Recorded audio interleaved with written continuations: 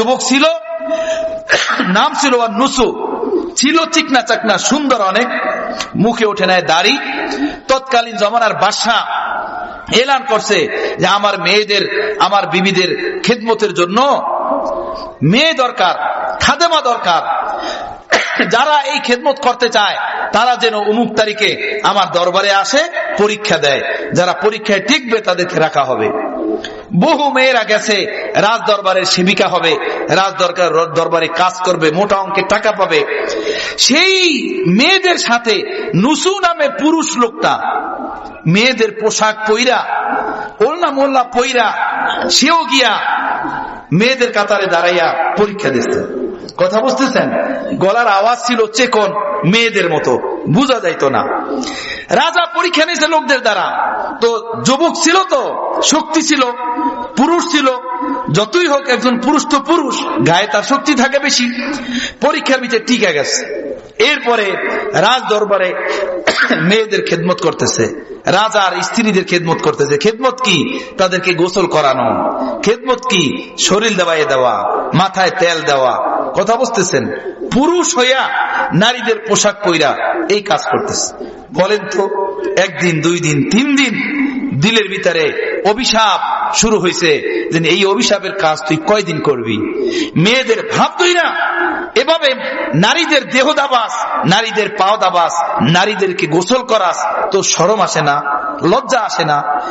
এই মালামত, এই অভিশাপ যখন কলবের ভিতরে নিজের দিলে নিজের শুরু হলো, তো দিনের বেলা রাজপ্রসাদে কাজ করত, রাত্রে বেলা পাশে এক জঙ্গলে গিয়ে কাঁদতো, আল্লাহ পাপের কাজে যোগ দিছি, বের হইতে পারতেছি না, তুমি কোন রাস্তা তৈরি করে দাও, আমার বের হওয়ার কোন রাস্তা তৈরি করে দাও। রাত্রে কাঁদে, দিনের বেলা আবার রাজপ্রসাদে, আবার গিয়া ওই মেয়েদের কাজ, মেয়েদের খেদমত, আবার রাত্রে আইসা কাঁদে। একদিন এভাবে কাঁদতে আসছে, দীর্ঘক্ষণ কাটছে, কায়দা যাইতেছেন ওখান দিয়ে হাইটা, জঙ্গল থেকে বের হবে, এই মুহূর্তে দেখলেন এক আল্লাহওয়ালা ওই জঙ্গল দিয়ে হাইটা যাইতেছেন, এক আরেফ। তো তার কাছে দৌড়াইয়া গেছে, গিয়ে বলল, হুজুর আপনি আমার জন্য দোয়া করেন, আল্লাহ যেন আমাকে পাপ থেকে মুক্তি দিয়া আল্লাহর ওলি হওয়ার পথে চলার তৌফিক দান করেন। মাওলানা জালালউদ্দিন রুমি রহমতুল্লাহ আলাইহি বলেন,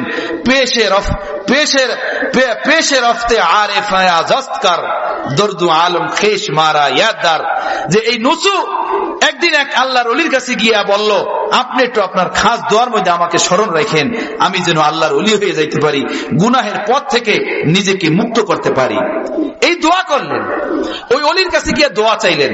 ওই আল্লাহর ওলি হাত উঠে দোয়া করলেন, আল্লাহ ওরে তৌফিক দাও, ওর জন্য তোমাকে পাওয়ার রাস্তা সুগম করে দাও, খুলে দাও। এই দোয়া নিয়ে চলে গেল রাজপ্রসাদে, ঢুকলো দিনের বেলা, দেখলো সব সেবিকা, চাকরানি, নকরানি, কাজের মেয়েরা লাইন ধরে সব দাঁড়াই আছে, সামনে যাইতেছে। আর সিপাহীরা, জল্লাদরা উলঙ্গ কইরা কইরা এক একটা মেয়েকে চেক করতেছে। একজনকে জিজ্ঞেস করছে সিপাহীকে, কি ব্যাপার, বিষয় কি? আরে জানো না? না। বলো, রানীর হার হারান গেছে, আমাদের বাদশার যে রানী, রানীর হার হারান গেছে। তো সন্দেহ হইতেছে রানীর খেদমত যে সমস্ত সেবিকারা করে ওরাই হয়তো চুরি করছে, এজন্য সবগুলোকে রাজপ্রসাদ থেকে বাহিরে আইনা সবগুলোকে চেক করা হইতেছে উলঙ্গ কইরা। ইন্না লিল্লাহি ওয়া ইন্না ইলাইহি রাজিউন। তুমিও দাঁড়াও, তুমিও তো এই রাজপ্রসাদের একজন সেবিকা, দাঁড়াই গেল লাইনে।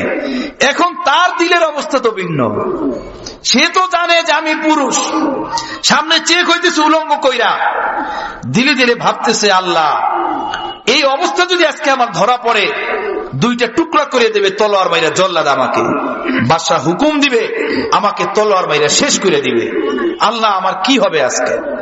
কখনো ঘামায়, ঘাম মোছে, লাল হয়, কালা হয়, এই অবস্থাতে আগাইতেছে। আর দিলে দিলে দোয়া করতেছে, আজকে যদি আমার গুনাহের উপরে পর্দা পুশি হয়ে যায়, তুমি পর্দা দিয়ে ঢাইকা রাখো আল্লাহ। এই রাজপ্রসাদে এই রানীদের খেদমতে, বাদশার মেয়েদের খেদমতে আর কোনোদিন থাকবো না, এখান থেকে বের হইয়া তোমার হইয়া জীবন যাপন করব, আর কোনোদিন এখানে থাকবো না। দিলে দিলে এই দোয়া এভাবে যাইতেছে, আগাইতেছে। মাত্র 2 জন বাকি, 2 জন পরেই এই নুসুর তালাশ, এর ভিতরে আওয়াজ আসলো, বাদশার রানীর হার পাওয়া গেছে, হার পাওয়া গেছে, আর চেকের দরকার নাই, হার পাওয়া গেছে। সবাই চলে গেল, আর নুসু বেহুশ হইয়া পড়ে গেছে, খুশিতে এবং এক টেনশনে বেহুশ হয়ে পড়ে গেছে। রানী এটা দেখলো যে আমাদের একমাত্র বিশেষ খাদেম যে আমাদেরকে সহি মতো দাবাইতে পারে, খেদমত করতে পারে, মাথায় তেল দিতে পারে, ওরে অবস্থা ধরে নিয়ে গেল হল রাজপ্রসাদের ভিতরে। আমার প্যারে মুর্শিদ রহমতুল্লাহ আলাইহি মাসনবির ভিতরে লেখছেন যে রানী তাকে সান্ত্বনা দেওয়া শুরু করছে, আরে নুসু তুই কেন কাঁদস, তুই কেন টেনশন করস, তুই তো আমাদের সবচেয়ে আস্থাবোধন খাদেম, তুই যে খেদমত আমাদেরকে করস এরকম খেদমত তো কেউ করতে পারে না। পুরুষ তো দাবাই তো জোরে জোরে, মজা পাইতো খুব বেশি, ও তো দাবাই তো হারাম মজা নিয়া, কথা বুঝতেছেন? ওর দিলের খবর তো আর ওরা জানে না, বাদশার রানীরা মেয়েরা জানে না।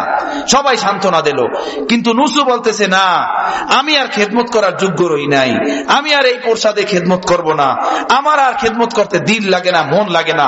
এভাবে দিনটা কোনো মতে পার করছে, রাতের আধারে গোপনে ওখান থেকে বের হইয়া গিয়া আল্লাহমুখী জীবন কইরা আল্লাহওয়ালা হয়ে গেছে। আর ওই জঙ্গলে রয়, আর ওই রাজপ্রসাদে রয় নাই। কথা বুঝতেছে আমার ভাইরা?